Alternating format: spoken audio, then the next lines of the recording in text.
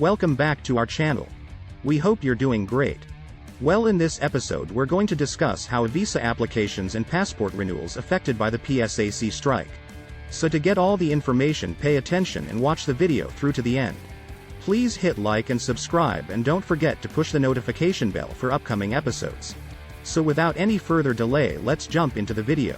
The Public Service Alliance of Canada PSAC has entered day 7 of one of the largest labour strikes in Canadian history, with more than 150,000 public service workers pushing for higher wages, work from home options and better job security.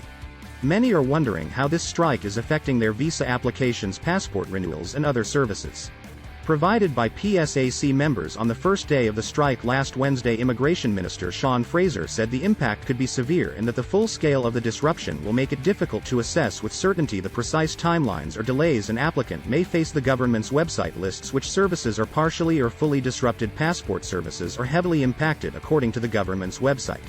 During the strike, Service Canada will only process passport applications for emergency and humanitarian situations. Those situations are defined as 1 passport client at risk of financial hardship, 2 passport clients who rely on travel as a source of employment and their income security will be jeopardized, 3 passport clients who must travel for medical reasons or have had a death or illness in the family, 4 passport clients whose situation is deemed urgent on compassionate grounds, 5. The website warns of overall delays in application processing, including applications currently being prioritized. However, passport services for Canadians living outside the country are deemed an essential service and will continue during the strike, even if the process may see some delays. The government says all citizenship events will be rescheduled, though the website says some urgent applications still may be processed.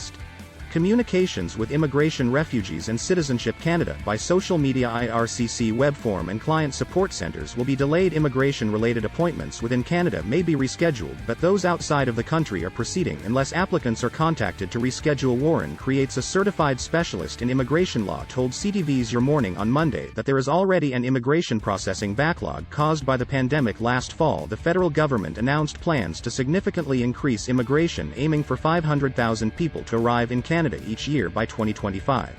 The government expected to see 465,000 newcomers in 2023, up from 431,645 in 2022. Economic immigrants made up the majority of the Liberals' immigration plan, hoping they will fill about 1 million vacant jobs in Canada. Create said that many people living in Canada who are here on study or work permits or visitor visas who have applied to extend their stay may not have their applications processed during service disruptions. People are very nervous because they're hearing the same things that you and I are. Creates told Your Morning. Creates said there is no impact on submitting visa or other immigration applications because they can be filed online. What happens after we file applications, though, Create said, is the great black hole. No one knows who is looking at these applications or when they will be looked at. Border services are not affected by the strike, so people arriving in Canada who already have a visa or don't need one won't be affected. It's the actual application to get the work permit, to get the study permit, to get permanent resident status, or indeed to get citizenship or passports that will be affected by the strike, he said. Despite the disruptions, Create still believes Canada will be able to hit its target of 465,000 newcomers in 2023. I still think it's possible because the Treasury Board has approved new funds to hire new staff, and it takes a year to train an officer to make independent decisions.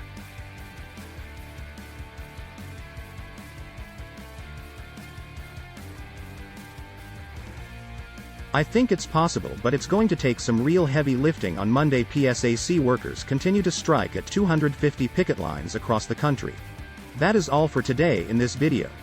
What are your thoughts on this? Please let us know in the comments section below. Thanks for watching the entire video.